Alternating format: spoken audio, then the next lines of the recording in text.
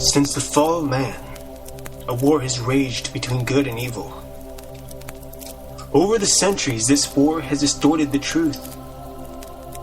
Now the truth is perceived as lies, and lies acknowledged as truth. To this day, the battle continues as we investigate and debate the truth behind the history and mystery of the universe. We are Paratruth Radio.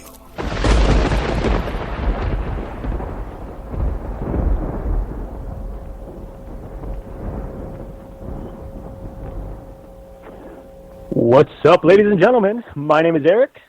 And I'm Justin. And you are listening to Paratruth Radio. Welcome, welcome, welcome to all of our Para fans. We are so glad that you have joined us tonight for another live episode of Paratruth Radio. First and foremost, before we get into tonight's discussion, I'd like to pass on a little information. First of all, Facebook.com/Paratruth Radio. You can find us there. You'll get all kinds of information about the upcoming episodes. You'll see behind-the-scenes footage, so on and so forth. So check us out there, like us, share us, and just join us on this ride that we call Paratruth Radio. Also, if you're tuning in via Spreaker, join us on Paratruth.com.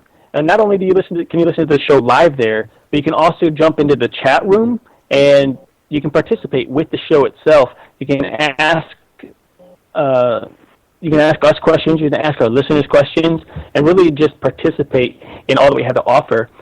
For those of you who are on Paratruth.com, you can also join us on Spreaker today, or another time in the future. If you happen to miss a live episode, you can always catch us on Spreaker or Paratruth.com. Later on in the show, we will have an opportunity for people to call in. That'll probably be around the last 20, 25 minutes. And that number I'm going to give you right now, and I'll give it to you again later in the show, but that phone number is 401-204-4547. Also, for future reference, you can hit us up at paratruthradio@gmail.com. There, you can ask us anything you want to, any types of questions. If you have any ideas for upcoming shows, new topics, authors that you'd like us to get in contact with, let us know. Send us an email. We'll connect with you. Next, very special episode of The Fourth Watch was on this past Thursday. Justin and I were special guests, and we discussed urban legends. And that was on The Fourth Watch with Justin Fowle. And you could check out that show at Spreaker.com/The Fourth Watch, or simply type in The Fourth Watch on your Google, and you'll come across his name and his radio show. It's pretty easy to find. But it's a great episode, so you're definitely going to want to check that out. Also, for future reference, next Sunday, I believe it is 6 o'clock, I think. We will be on... 6 Eastern. It is 6. Okay, 6 Eastern. We're going to be guest speakers on another radio show called Deception Detection Show with Kay and Jerry. And that is also going to be on Spreaker.com. So that's something you're definitely going to want to tune in for. We have been friends with Jerry for a long time, and it's just going to be a great, great time. So with that said, I think it's time to start today's show. I think it is as well, and it's kind of exciting that we're actually having guest appearances on other people's shows. It's a first for us, I believe. It is, yes, it is. So, all right, folks. We have a bunch of great things happening here at Paratruth Radio. We're really happy that you guys join us every single week. Without our listeners, we would not have a show. So I just want to say thank you to our listeners, especially to our listeners in our hometowns of Bismarck and Lynchburg. So thank you so much, as well as do want to give a thank you to both Savannah and Shelley, who support us numerous hours going into these shows. So I want to say thank you to them as well. Agreed. Mm-hmm. So tonight we have a very special guest on. We have Gordon Melton, author of the Vampire book. Gordon, how are you today? Doing real well. Good. So why don't you tell our listeners a little bit about you and how you got started in writing in the paranormal? That's a big question. We got 3 hours. Just give me the short version, I guess I should say. I got interested in things paranormal in my early years, back in the 50s and 60s, if you can believe that I'm that old now. I got into things vampiric, basically through reading vampire novels and watching vampire movies. I can remember when the old Hammer movies came out, and I saw them when they hit the theaters rather than on video, if you can believe. But during my college years, I got interested in the larger world of the paranormal, and pursued that quite a bit. During the 1960s, of course, paranormal was big news, and that was when we were beginning to get what became known as the New Age movement and the like, and all of that was fascinating to me way back then. I went on to graduate school, got my PhD in 1975, and I've been writing about things religious and spiritual and paranormal and the like ever since.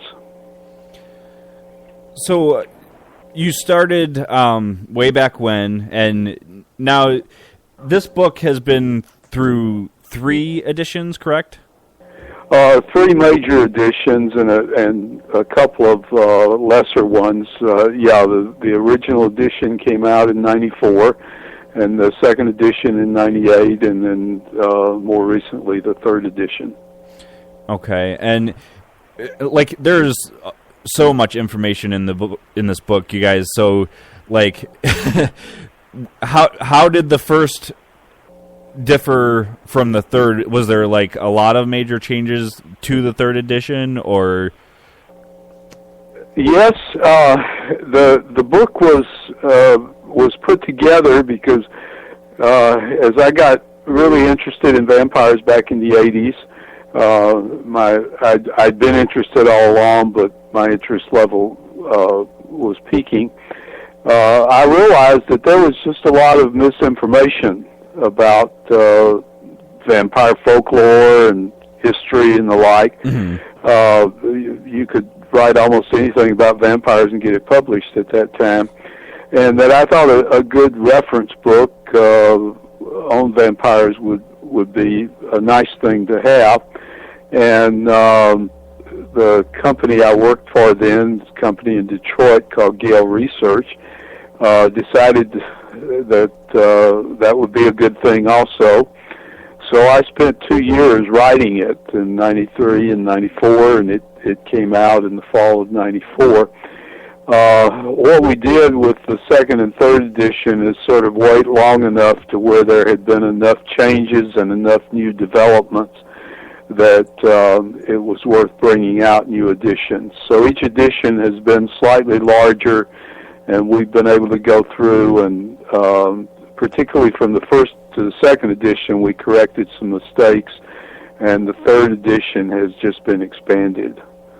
So it's the biggest text of all, as you can tell.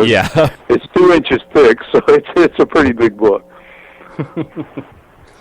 Now, I'd like to get right into some of the topics that you cover in the book, and one in particular that I came across that just really interests me is the mythology in India, and in particular a goddess known as Kali. Can you tell us a little bit about that particular goddess and what you found on them?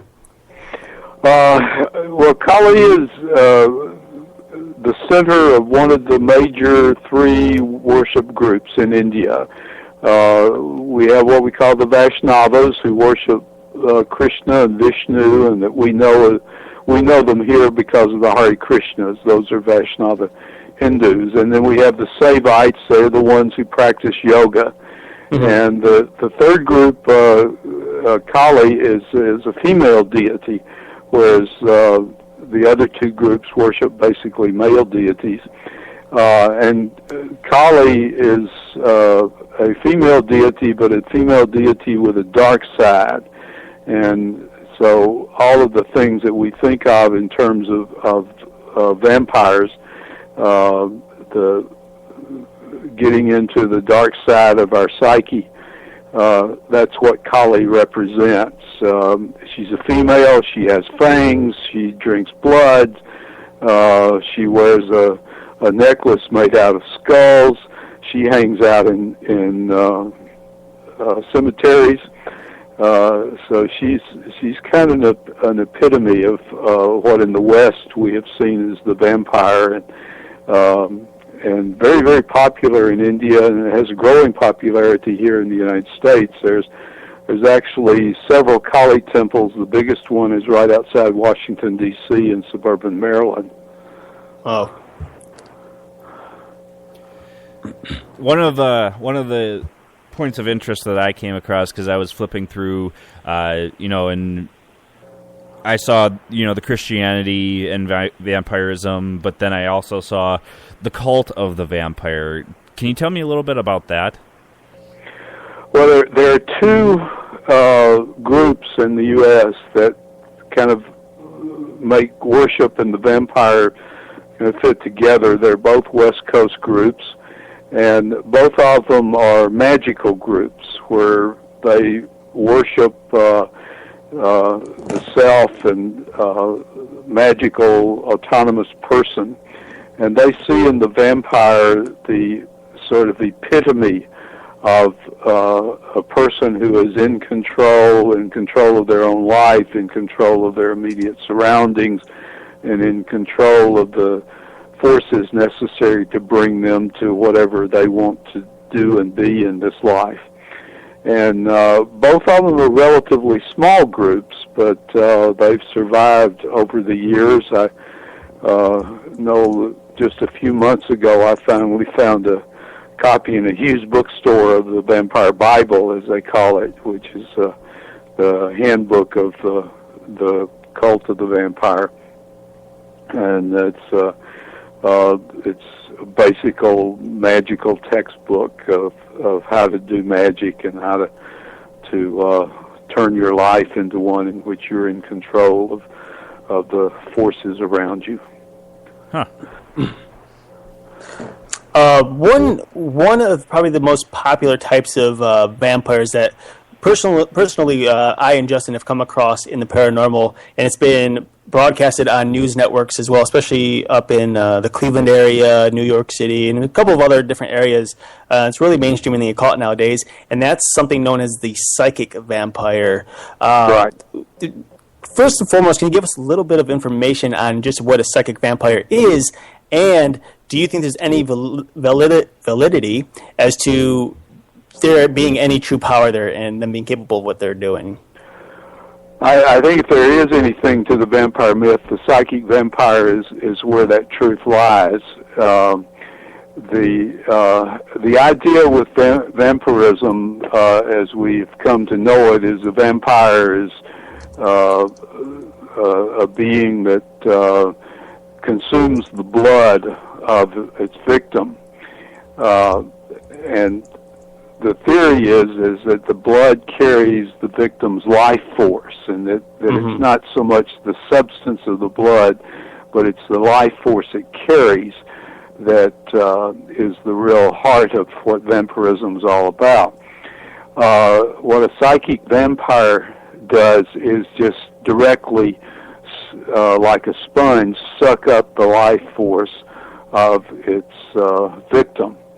And what we have seen in our own day, especially in the last generation, is a group of people who claim to be vampires, real vampires, and their vampirism is really psychic vampirism. They feel that when they move into, say, a room of people, go to a party, that there are people there that they can suck their life energy, and that they need that life energy to survive. They live off of it rather than the food they eat or whatever they drink.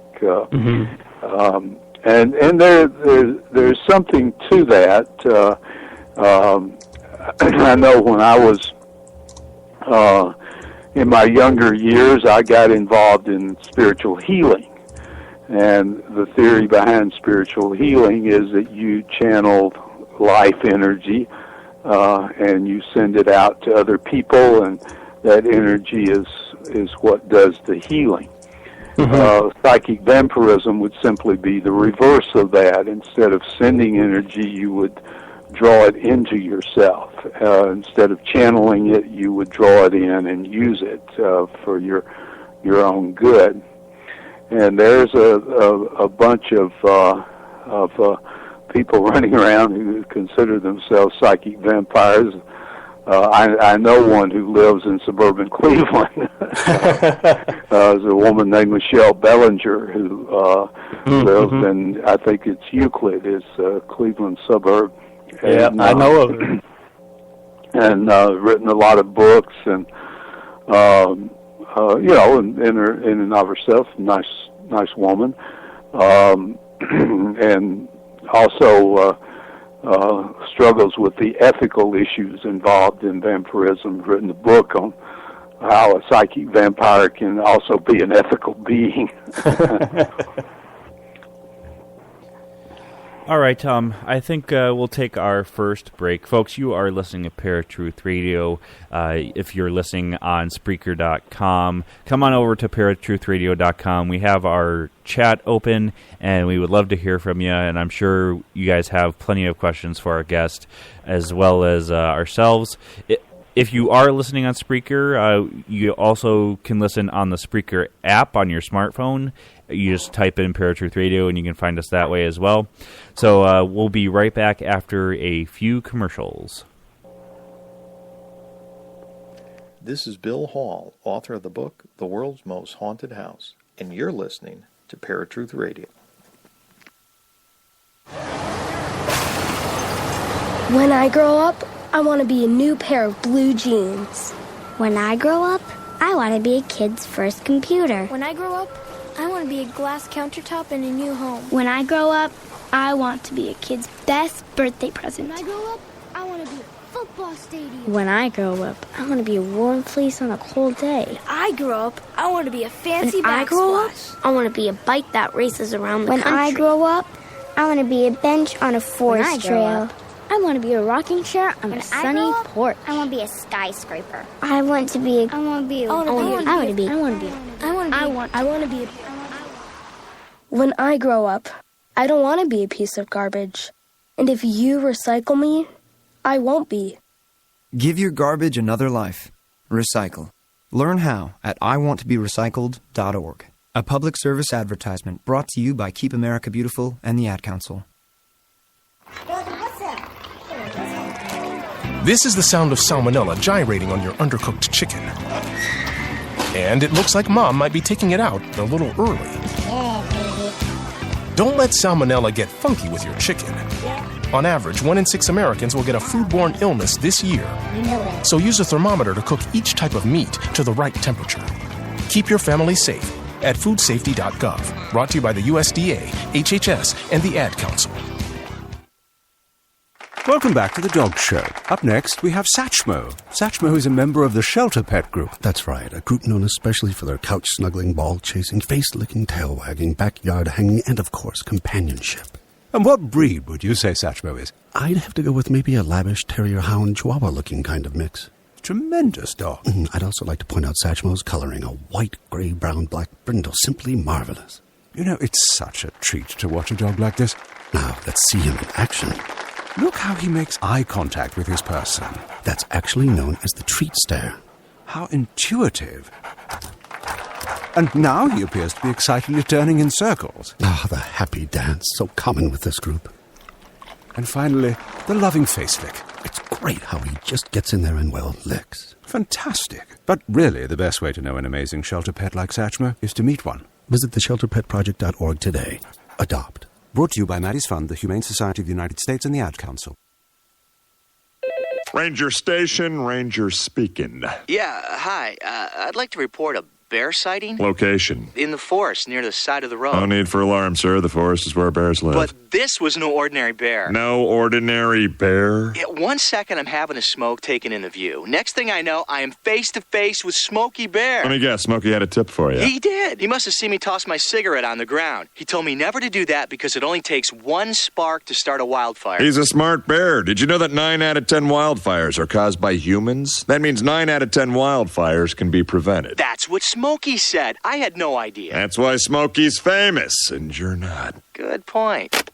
If you see someone in danger of starting a wildfire, step in and make a difference, because 9 out of 10 wildfires are caused by humans. Brought to you by Smokey Bear, the U.S. Forest Service, your state forester, and the Ad Council. Learn more at smokeybear.com. Only you can prevent wildfires. Hey guys, let's play some video games. This new dad plays video games with his sons, but the challenge feels like he's lifting a metric ton. So many buttons. His avatar just stares at the walls, twists and turns and somehow falls. Help me! He's tangled up in the controller's cords. I just don't understand this crazy digital world. Crazy, crazy digital world. Zeros and ones. But the love from his kids is totally apparent. Ooh. See, you don't have to be perfect to be the perfect parent. Should have just played catch. You don't have to be perfect to be a perfect parent. Thousands of siblings in foster care will take you just as you are. For more information on how you can adopt, visit adoptuskids.org. A public service announcement from the U.S. Department of Health and Human Services, Adopt U.S. Kids, and the Ad Council. I'm Paul George of the Indiana Pacers. When I was 6, I had one thing on my mind. When I was 6, my days were spent playing basketball every chance I could. When I was 6, my dream was to make it to the NBA. When I was 6, my mom had a stroke. So I want you to learn the signs of a stroke fast. F-A-S-T. F, face drooping. A, arm weakness. S, speech difficulty. T, time to call 911. Because the sooner they get to the hospital, the sooner they'll get treatment. And that can make a remarkable difference in their recovery. I'm Paul George. Protect the ones you love. Spot a stroke F-A-S-T. Fast. Life is why. Visit strokeassociation.org. Brought to you by the American Stroke Association and the Ad Council. Hey kids, let mom help with your science project. This new mom wants her kids' science project to thrive. Too bad she hasn't cracked a science book since 1985. A metathesis reaction? Compounds, mixtures, and elements. Even this baking soda volcano is too big of an experiment. Whoa. Now she's completely forgotten the periodic table. Now she's burning a hole through the kitchen table. Burning with science. But her kids' love for their mom is truly transparent. Proof you don't have to be perfect to be the perfect parent. Don't tell Dad. You don't have to be perfect to be a perfect parent. Thousands of siblings in foster care will take you just as you are. For more information on how you can adopt, visit adoptuskids.org. A public service announcement from the U.S. Department of Health and Human Services, Adopt U.S. Kids, and the Ad Council. This is David Montaigne, author of End Times in 2019, and you are listening to Paratruth Radio.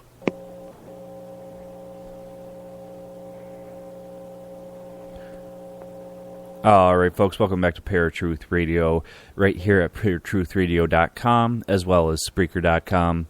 As we've been saying, if you are listening on Spreaker, come on over to paratruthradio.com, okay, click on the Listen Live feed, and you can join us in our chat room and ask questions to us or to our guest. That way, as Eric said earlier, we will be opening the phone lines for you guys to give us a call as well and ask the guests or ourselves questions, but that will be after our next break.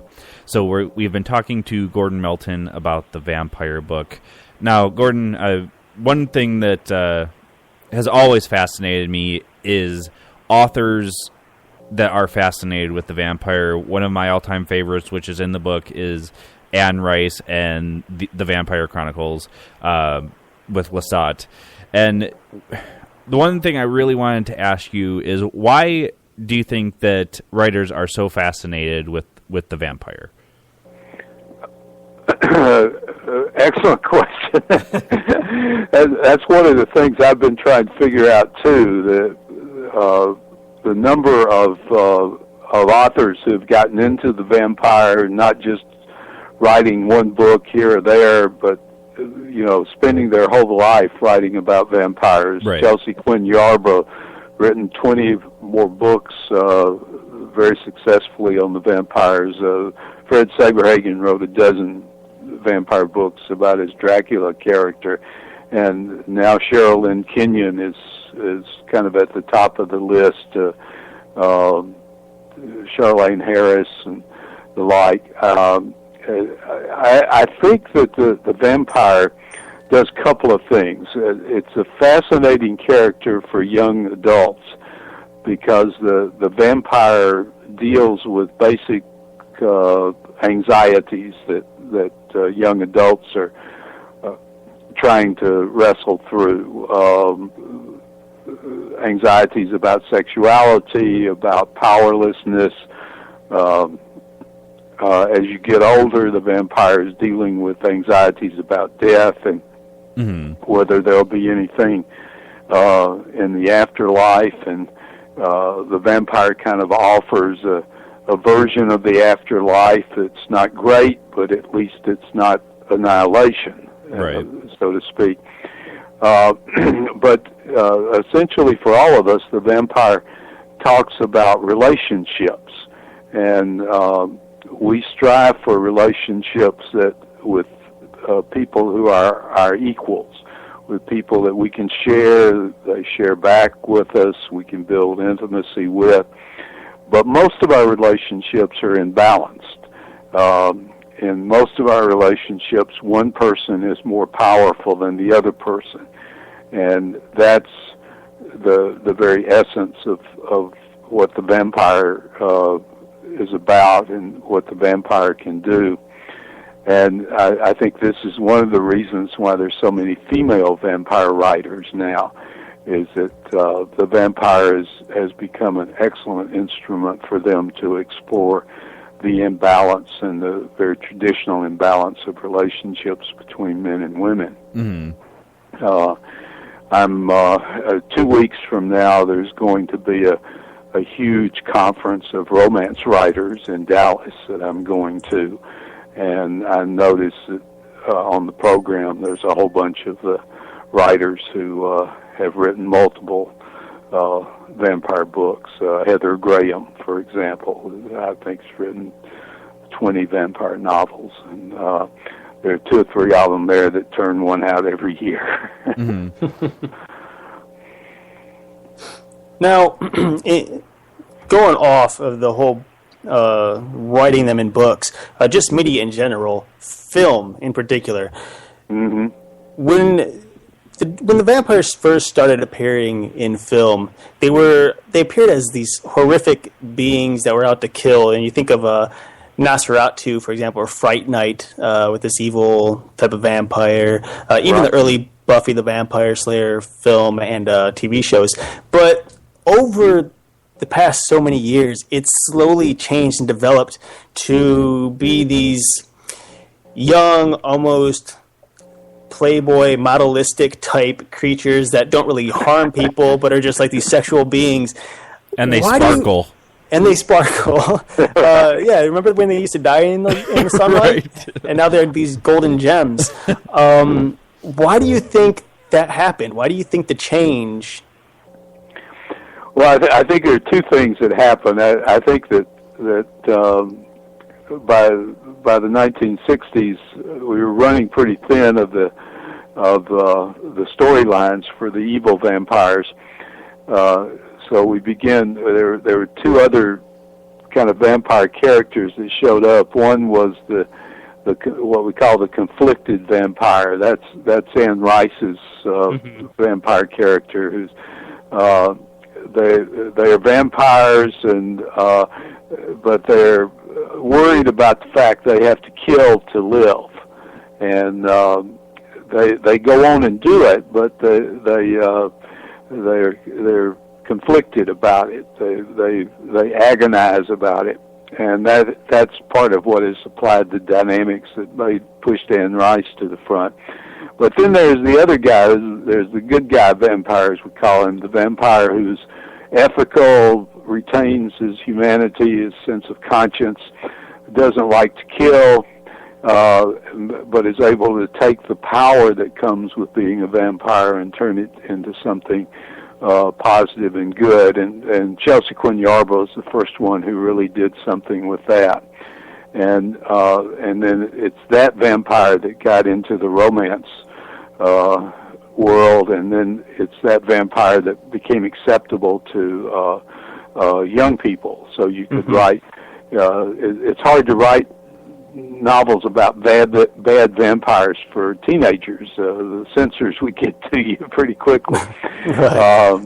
And so you get the good guy vampires, that Angel that hangs around with Buffy for quite a while, Nick Knight, the old Forever Knight television show. He was a good guy, and then of course Steffi Meyer's Cullen family, William and all, they come along like that.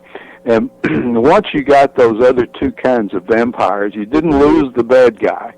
The bad guy is still there. I Am Legend, one of the biggest vampire movies of all time, the bad guy. Dracula is still hanging around. But once you get these other two guys, then you open the vampire up to all kinds of storylines that just the monster vampire is not capable of. And then you can have fairly exciting storylines about good vampires versus bad vampires. And that's one of the things that's allowed the vampire to just grow and expand and permeate the culture in the way it has now. But the other thing that happens is, especially with these writers who we were talking about, that writes a series of vampire books, not just one, but 15 or 20. Each of them has to have a unique approach, and one of the ways they develop their uniqueness is that they take the old vampire story, basically the Dracula story, and they say, here's what the vampire looks like. But I think vampires look a little bit different, so that out of the 20 characteristics of a vampire, they'll change 5 of them. And so that's enough to vary the story and give their character her own uniqueness. And I call it playing with the vampire. So every screenwriter and every author comes along and plays with the traditional image of the vampire and creates their unique vampire character, which then fits their new storyline. Right. Well, all right, to get away from the fictional compared to the lore, one thing that I came across in the book, and something that Eric and I have done a show on, is the Chupacabra. And do you think that the Chupacabra is actually just another manifestation of the vampire lore here in the North America, South America area, or is this a completely different creature altogether? I think it's a mixture of sort of the old cattle mutilation myth that was hanging around in the 60s and 70s, and the vampire, and that you remember that the vampire bat is a Latin American kind of creature. It's down in Mexico and Central America and in Spanish-speaking areas, And I think the chupacabra is sort of a development that comes out of kind of mixing whatever was mutilating the cattle in the 60s and 70s with the vampire bat from Mexico and Central America. And it comes up with, and maybe a little bit of coyote to create it. I don't know whether chupacabra really exists or not. Right. Well, I mean, they thought that it was a coyote with mange, and that's where it all came from. But a lot of people say that's not true, right? Right. Yeah. There's a whole set of people who believe chupacabra is a real being. And I must admit, in terms of getting out and doing field work, I've not been able to do that with the chupacabra yet. I'd like to, but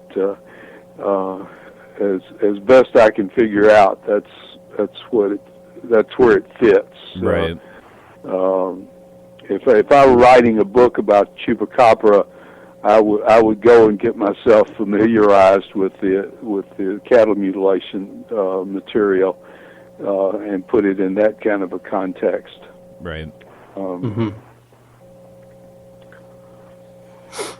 Now, one of the things that I'd like to touch on, and I know you've touched on in the book as well, is the Christian perspective of vampirism.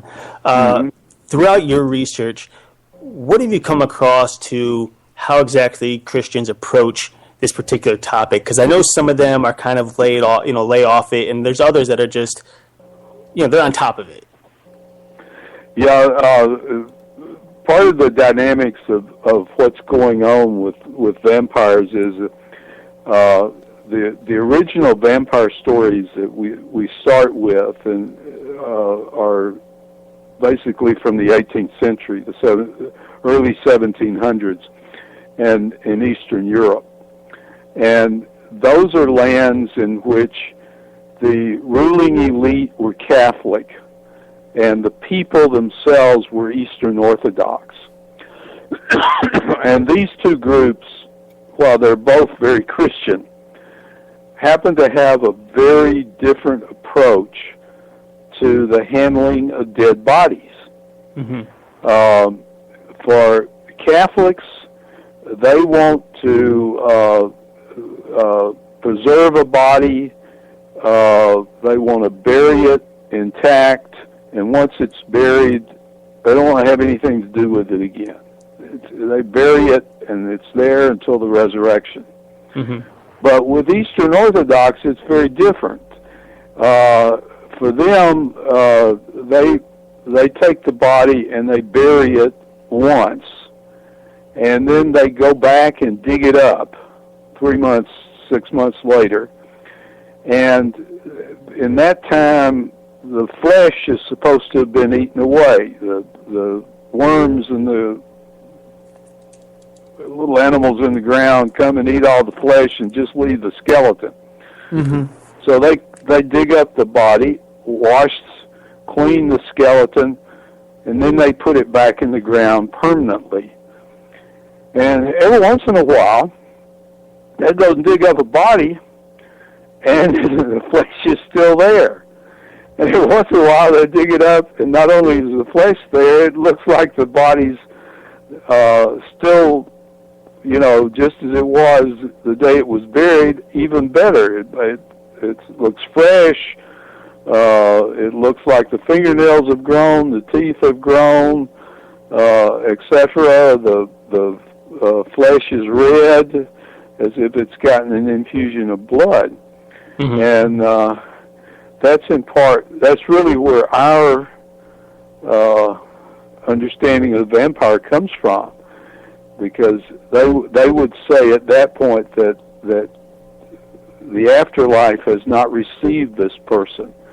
The death didn't take the flesh; it's still there. So they're in a limbo state between life and death. And the original vampire stories are stories about that, and The most famous one occurs in 1725 when the Surgeon General of the old Austrian Empire comes to Serbia, digs up some bodies, and the villagers are all concerned about vampirism because they've got people that are dying. And so they treat the body as Eastern Europeans would treat a vampire. And they come back and tell the Queen of Austria what they've done, and she's horrified because good Catholics don't treat bodies that way. And but that's where our story of the vampire really comes from. Okay. All right. I think we'll take our next break. So, Eric, why don't you give him that phone number for after the break? Yeah. Ladies and gentlemen, if you would like to call in within the next 20 minutes here, you can call at 701-204-4547. You can call in, you can ask any questions you would like. If you have a story of your own that you would like to share and perhaps get our opinion on it, feel free to do so. Again, the phone number is 701-204-4547. All right, folks. You are listening to Paratruth Radio right here at paratruthradio.com as well as Spreaker.com. As we keep saying, join us at Paratruth Radio if you like and jump into our chat room. It's actually the best way for us to interact with you, especially before we open up the phone lines. So if you guys ever have questions for us, questions for the guests, it's usually the best place to get those questions in there before we open the phone lines. And then if you're listening on Spreaker, that's great. That's fantastic. I'm glad you guys are listening as well. You can also listen on your smartphone using the Spreaker app. And then if you can ever get to a computer, during that time, definitely jump into our chat room. We'd love to hear from you. We are going to have Eric's Random Fact and your paranormal headlines, and we will be right back. Start with the headlines. Now, Eric's Random Fact of the Day.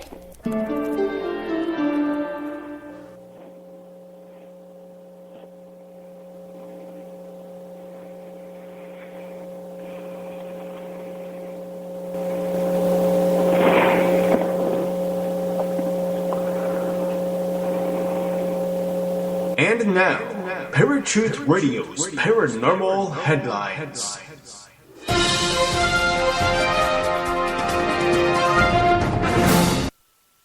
Hey, Parafans. Justin here with your paranormal headlines. Prehistoric insect found trapped in amber. A 100-million-year-old predator cockroach has been found perfectly preserved in a piece of amber. The movie Jurassic Park explored the idea of obtaining the DNA of a dinosaur by extracting it from a blood-sucking insect trapped in amber, a feat that then enabled scientists to clone the creatures for an exhibition in a safari park that didn't go quite according to plan. While there's no dinosaur DNA to be had in this latest specimen, it has nonetheless provided scientists with the unique opportunity to examine in intricate detail the remains of a prehistoric insect that was quite unlike any that are alive today. Resembling something similar to a praying mantis, the 100-million-year-old cockroach appeared to have been a nocturnal predator that hunted down and preyed upon other insects. The unique adaptations, such as strongly elongated extremities and freely movable head on a long neck, suggest that these animals were pursuit predators, wrote researchers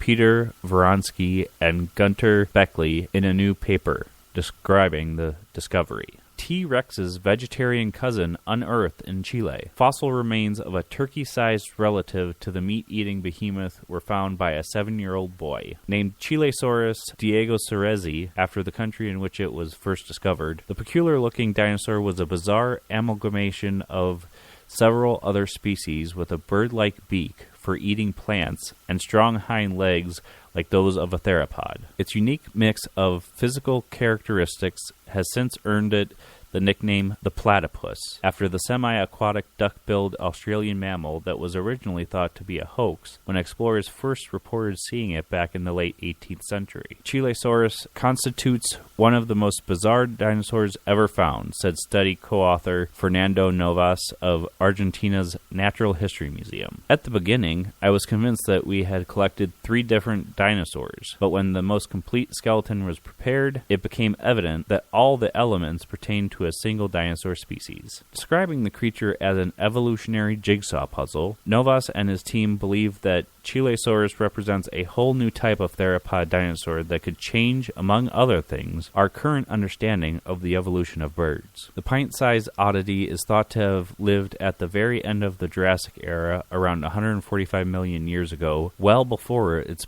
much bigger cousin Tyrannosaurus Rex ever appeared on the scene. And this has been Justin with your Paranormal Headlines. This was a segment of Paratruth Radio's Paranormal Headlines.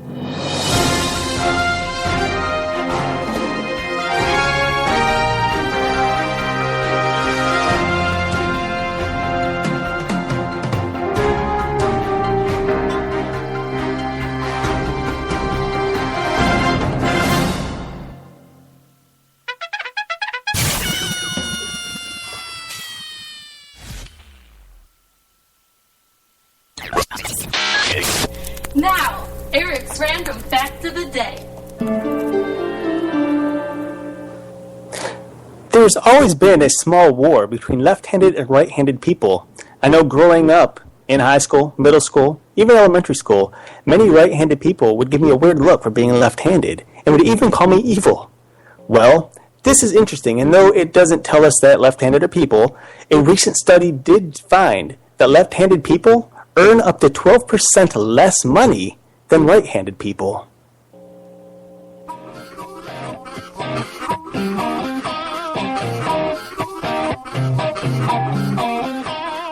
This was Eric's random fact of the day.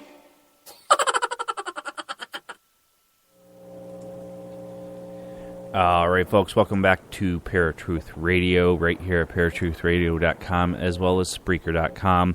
As Eric said before the break, we do have our lines open now, 701-204-4547. If you'd like to give us a call and ask the guest questions or ask ourselves questions, you can also hop in our chat room on paratruthradio.com and ask there.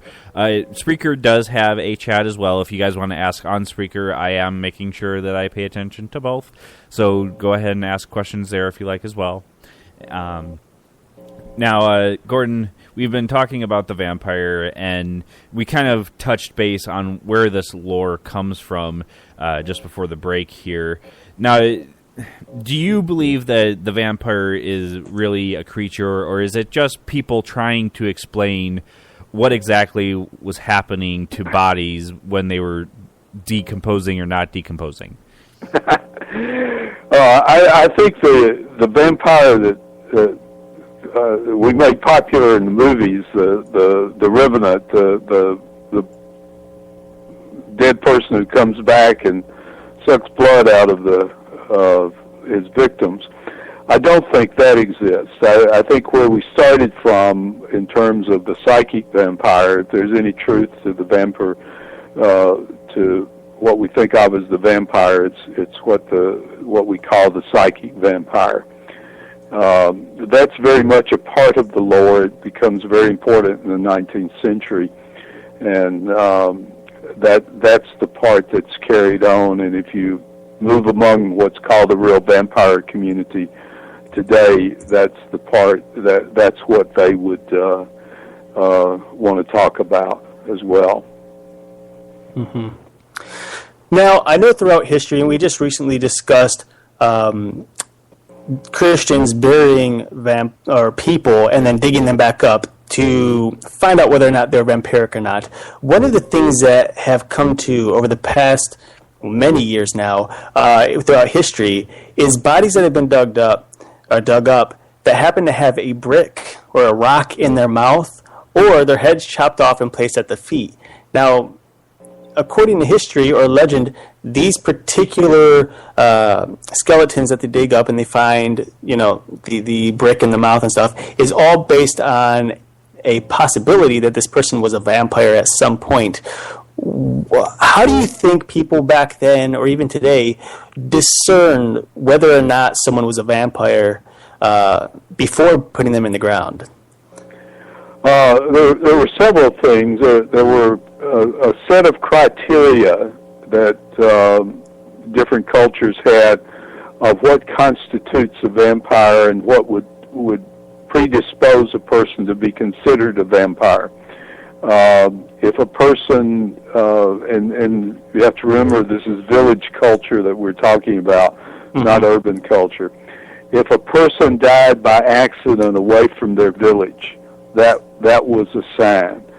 If a person had unusual birthmarks, if a person had been born with a caul over their face, those are among the things that would constitute that they were possibly a vampire. There were actually several slightly more humorous signs. If a widow became pregnant during the mourning period, in Eastern Europe and Slavic countries, for example, if your husband died, you were supposed to mourn him for a year. And if you became pregnant during that time, when you were supposed to be in mourning, one of the ways you would explain that is to say that, well, my husband came back as a vampire and impregnated me. And the child born of that pregnancy would have a special status and would be called a dhampir.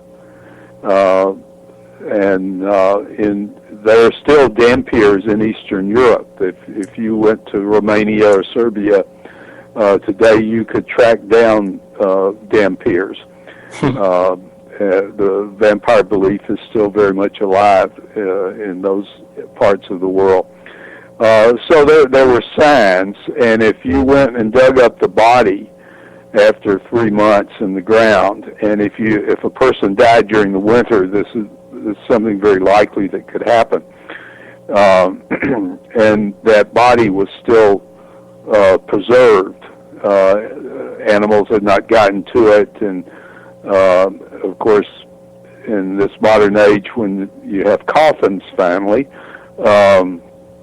that will tend to protect the body. And if the body has not decomposed, then people would consider that a vampire.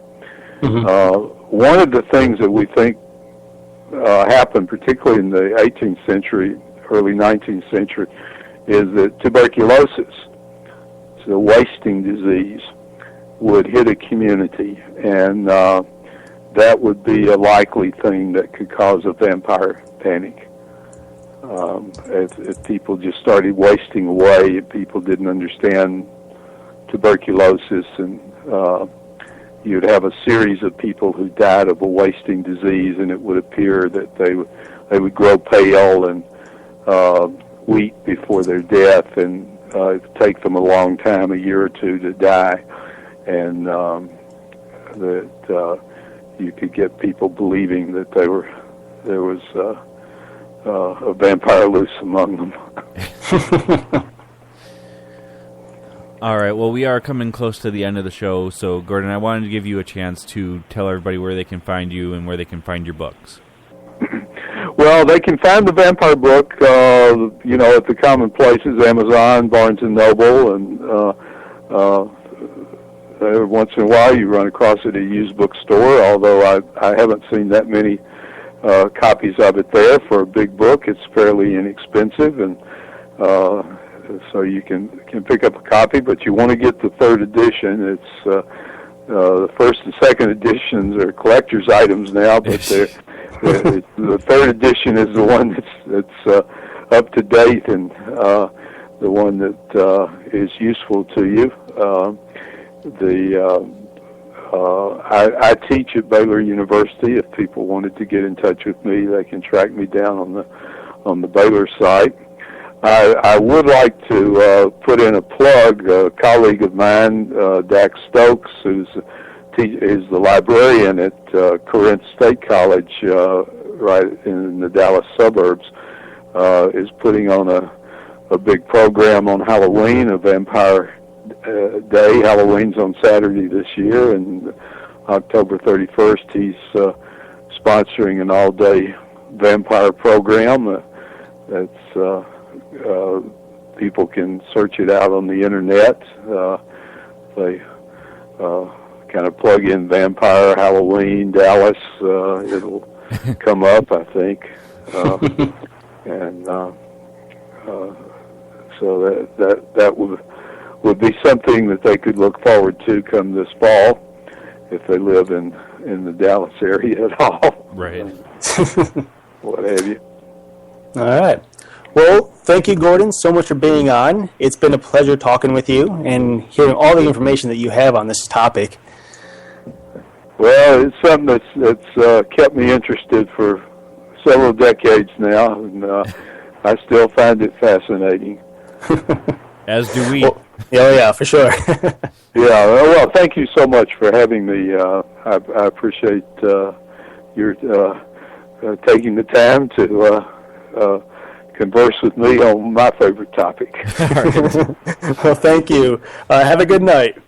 Okay, take care. Bye-bye. All right, bye-bye. Ladies and gentlemen, that was J. Gordon Melton, author of The Vampire Book, the Encyclopedia of the Undead. Go ahead, check out his book. You can find it on Amazon. You can just type in The Vampire Book in Google, and it'll come up. And I'm telling you, if you're interested in vampires and you liked any of the information that you heard today, and you got a lot of information today, you will find 6 times as much in this book. I mean, it's a thick book, and it's going to take you a good year to read, at least, probably. Sadly, I was looking through this book today, and a little bit, here and there since we've had the book, and it literally is an encyclopedia. It goes from A to Z. So, oh yeah, I mean, there's just a ton of information. So eventually you go on like brain overload, and you got to take a couple days break. But yeah, it's a great book. Very interesting. Again, if you love vampires, or interested in the topic or in the creature, if you so believe that they exist or don't exist, you're just interested in the history, this is a great, great book to check out. A lot of history in that book, and I couldn't plug it more, because it just really is a good book, and a great writer too behind it, an author. Yeah, and he was definitely an amazing guest. I mean, a lot of people will get on here and sometimes just express their personal opinion. Obviously, he's done the research. He knows pretty much every lore that you could probably think of, as well as the fiction and the fantasy behind the numerous books and movies and everything else as well. Right. But yeah, so pretty much that brings us close to the end here, folks. I would like to go ahead and give out a little bit of information again real quick, similar to what was passed out in the beginning of the show. First and foremost, paratruthradio.com. That is our personal website for the radio show. You can listen to us live. You can listen to past recordings. You can just check out our biographies, our creative writings, or creative works, if you will, which right now include a movie called The Revealed. There's going to be more creative works joining that film soon. And it's a good, just check it out. Check out the website. Just see what you see, and we'd love to have you join us next week on paratruthradio.com as well, so you can join us in the chat room. Also, if you have any questions whatsoever about this topic today, vampires, or any topic that we've ever covered, feel free to email us at paratruthradio@gmail.com. You can also, if you have any ideas for a particular topic or subject that you would like us to discuss, or you would at least like to discuss with us, let us know. Again, paratruthradio@gmail.com. Also, this past Thursday, we were special guests on the Fourth Watch. That is the Fourth Watch Radio with Justin Fowle. you could check out that particular episode. It's called Paratruth, Urban Legends, at fourthwatchradio.blogspot.com. If you type Fourth Watch Radio in Google, it'll be the very first link that pops up. So check out that radio show. Personally, I mean, I'm sure Justin will agree, I thought it was a great, great show that we did with Justin. Justin is, an awesome guy. He himself has a Christian worldview as well. But like me and Justin, we find ourselves in the paranormal community somehow, somewhere down the line. And I'm telling you, there's a lot of good information on Urban Legends, I think, in that particular episode. Well, and the one thing I like about Justin, too, is, we had him on our show when we were on Blog Talk Radio. And right. He, in the opinion of what we were talking about, he had a completely different opinion than both either you or I. But we kept it respectful. Nobody raised voices. It was a very professional show. And that is probably the most important thing, coming from two different perspectives, that I cannot emphasize enough, is respect.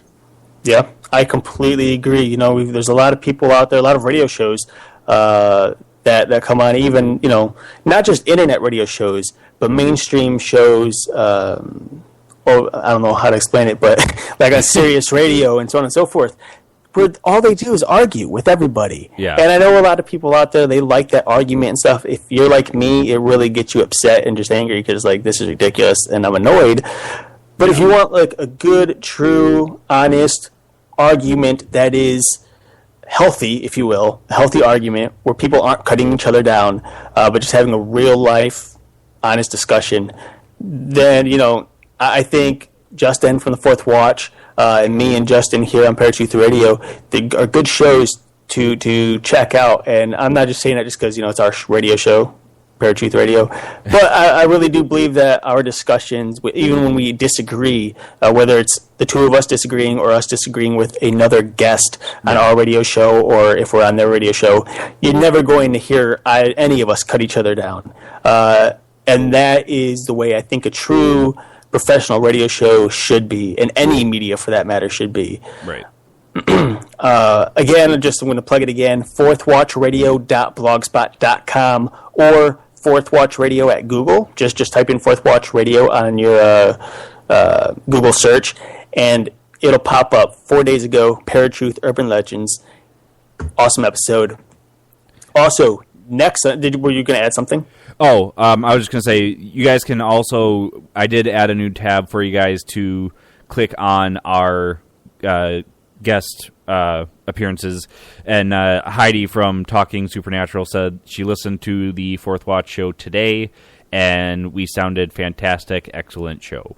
Mm-hmm. I also know someone here in Lynchburg who happened to listen to the show as well and agreed that it, too, was a really good show. So, it's not coming from us, folks. This is coming from listeners, from fans, from people who aren't even fans and happen to be a fan of the Fourth Watch, and we were on. So, check it out. I think you'll enjoy it. It was a lot of fun. Also, this upcoming Sunday, or next Sunday, because we're already on Sunday. So, next Sunday. Sunday, May 10th. May 10th. Folks, 2 radio shows with Paratruth Radio. The first one is at 6 p.m. Eastern Standard Time. Your Paratruth Radio co-hosts, or hosts, however you want to say it, are going to be special guests on the Deception Detection Show with Kay and Jerry. And that's on Spreaker. If you type in this Deception Detection Show on Google, I believe it'll pop right up for you. And you can check out their site and where to find them. And that's going to be a very interesting show, I think, as well. Justin, if you can remind me, do you know exactly what the conversation is that we're having on there, what the topic is? Actually, they're going to be interviewing us about our paranormal lives. Okay. And this is actually their debut premiere show on Spreaker. So please come listen and, support them, support us as well. As Eric said, Jerry is a good friend of ours who has been listening to Paratruth Radio from almost the very beginning. It could have been from the very beginning, but I don't honestly remember. It's been that long already. It's going on a year for Paratruth Radio, which is awesome. And you guys, you've heard us always say we've been in paranormal podcasting radio, whatever you want to call it, for on and off about 5 years. And I have to say that by far, Paratruth Radio is my favorite out of all of the shows so far. Night Stalkers, which was on Blog Talk Radio, as well as Para-X Radio, was our beginning show and was rather beginner. I guess that's one way to put it. Very, very vulgar at times, and it has evolved much more into a respectable show, as well as we've learned a lot. Over the I agree. I mean, I think part of it too is we started Night Stalkers at a relatively young age, and I think over the years as we've matured, so has our radio programming. Yeah. And I think anyone who had listened to us from the beginning with Night Stalkers would see that difference significantly. And I know quite a few people have followed us since then, and agree that the show is getting much better. And I think we still have a lot of work to do, personally. And it's coming. It's and I'm personally up to the challenge, and it'll be a lot of fun. Again, Deception Detection Show with Kay and Jerry. That'll be on Spreaker.com. We'll post more stuff about that throughout the week in our over on Facebook. You can check us out at Paratruth or Facebook.com/Paratruth Radio. My apologies. And actually, one thing I have to add too is, in all the contact stuff, except for our phone number, you can go to contact us on paratruthradio.com, and there is a contact box which will go straight to our email if you're on Paratruth listening and you just want to do it that way really fast while you're hearing us say that, as well as the tabs for our Facebook and Twitter accounts. Okay. And so again, check us out, Deception Detection Show with Kay and Jerry. You get to listen to us talk about us, which is by far probably some of our favorite topics. Yep, by far. We love talking about ourselves. We're as selfish as that sounds. Right. We're not as vain as that sounds. No, we really aren't. But honestly, I think what it is Justin and I, obviously we're cousins, we're family, so there's a history right there. And I think we've been through a lot of stuff together and separately that's just really been compiled to make the show what it is today. And, sometimes we have a lot of fun on the show. Well, and honestly, too, over the years we've become best friends as well, even though we are family, which is thicker than anything you can think of. But Eric and I have grown up together since he was born, since I'm older than he is. And, we were always close. And, when we started Night Stalkers Radio is actually when we started becoming much closer, just because we did have the paranormal investigation team. We were working out all the time together prior to that, but this has actually brought us closer together, not just because it's something we're doing together, but we'll discuss stuff and Eric will shed light on something and I'm like, oh yeah, you know what, you're actually kind of right. I didn't even see it that way. And Eric will, I'm sure, feel the same way sometimes. He'll hear me say something and be like, I see where you're coming from, but from my perspective, from my Christian perspective, that's not how it should be viewed. Right. Yeah. And so, definitely check it out. Sunday, 6 p.m. I've plugged it like a billion times already. I'm sorry. I'm going to do it one more time. Deception Detection Show with Kay and Jerry. That'll be Sunday at 6 p.m. Eastern Standard Time. But like I said, it's a double header. So after that, I believe it's about an hour long or so, maybe a little longer. We, Paratruth, will have a 1 hour break. Then at 8 p.m., we want everyone to join us at paratruthradio.com or on Spreaker.com for Paratruth Radio, for the Paratruth Radio Show. Boom. I don't know how else to put it because I never called it the Paratruth Radio Show, but that's what it is. So you can join us for 2 shows that day, double header. One, we're guests. The second time, we are hosts, and we will be discussing voodoo, which is something that is very interesting, I think, to both of us. We haven't really discussed it that much over the years, but we have both done our research. We have talked to people who have been in voodoo. I personally have spent quite a bit of time in voodoo as well. I was going to say, at one point before we had gone through being saved again, we were looking into voodoo to protect ourselves from things that we were doing ghost hunts with. Yeah, Heidi brought something up really fast in chat that apparently today is National Paranormal Day. Well, ladies and gentlemen, happy Paranormal Day. Yep. If I would have known that, I would have mentioned that first thing at the beginning of the show. I haven't seen anything anywhere that said that, so. Me either. But yeah, so 2 shows. Next Sunday, 6 p.m. starts at 6 p.m. Eastern Standard Time, hour break, and then 8 p.m. Eastern Standard Time. You'll get much more information about both of those shows over the week, throughout the week, so stay tuned to Facebook.com/Paratruth or Twitter.com/Paratruth Radio, and we look forward. We really, really, truly look forward to seeing all of you, all of our para fans, next Sunday. So I hope everyone has a great, great week. And just keep it paranormal out there, guys. Absolutely. All right, folks. We will talk to you guys next week. I'm Justin. And I'm Eric. Have a good night. Peace.